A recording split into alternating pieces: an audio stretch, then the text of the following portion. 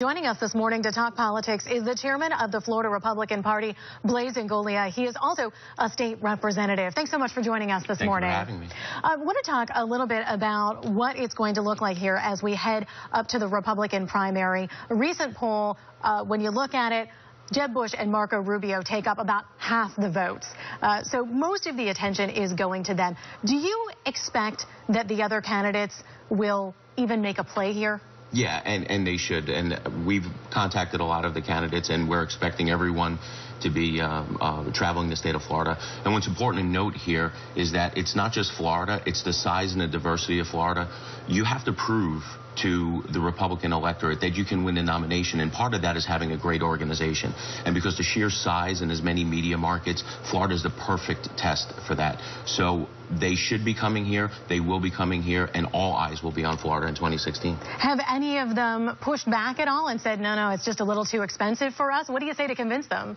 No one. Scott Walker has said something earlier about the possibility, but then he has since retracted that. We expect everybody to be here because they know how important this state is in the national landscape.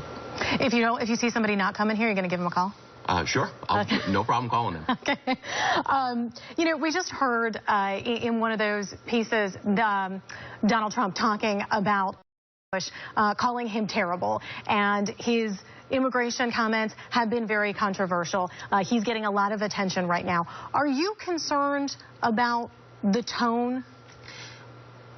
What I think is happening and the way Donald Trump is expressing himself in this definitely is not helpful. And the problem I see is he's making general statements. He's generalizing. And when you do that, you cast a pretty wide net. What I would like to see personally from all the presidential candidates is making sure that we have thoughtful debate, that we're not attacking each other. And we need to get away from some of this divisiveness and vitriol and get to some substantive, thoughtful debate about the issues that are happening in the state and the nation. Is there anything that you can do about that? I mean, Florida's not in the spotlight yet, so it's not like they're coming here and saying these things yet, but is there anything that you can do about it?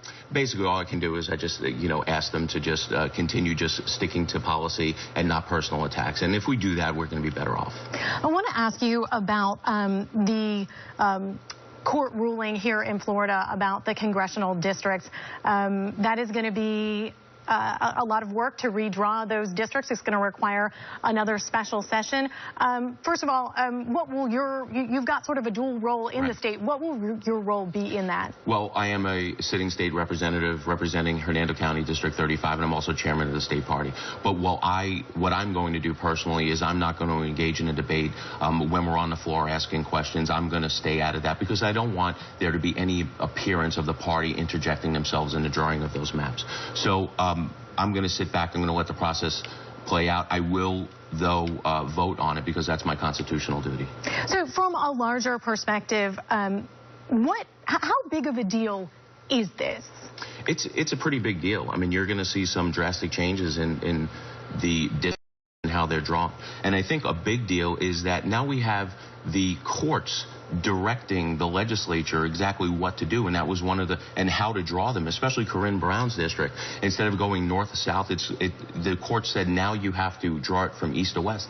That's unprecedented. And Justice Kennedy in his dissent said that this is an unprecedented time for the Supreme Court, because this has never happened before. And I think it sets a bad precedent. And you talked about Corinne Brown's district. That's sort of right down the middle of the state. But what about here in Tampa Bay? It could affect David Jolly's district as well as Kathy Castor's district. What kind of effect could that have in Tampa Bay? Well, it's obviously they're going to have to be redrawn. But what's important to note here is that the court said that the congressional districts were not drawn to what the constitutional amendment said, but the House districts were. And obviously the Senate districts, there's litigation going on with that. So I think it's kind of odd for the court to say that we did okay on one, but we didn't do okay on the other. But obviously all that's going to be fixed, and new districts are going to be drawn when we have that second special session. All right. Thanks so much for joining us. I appreciate your perspective this morning. And there are some big changes coming.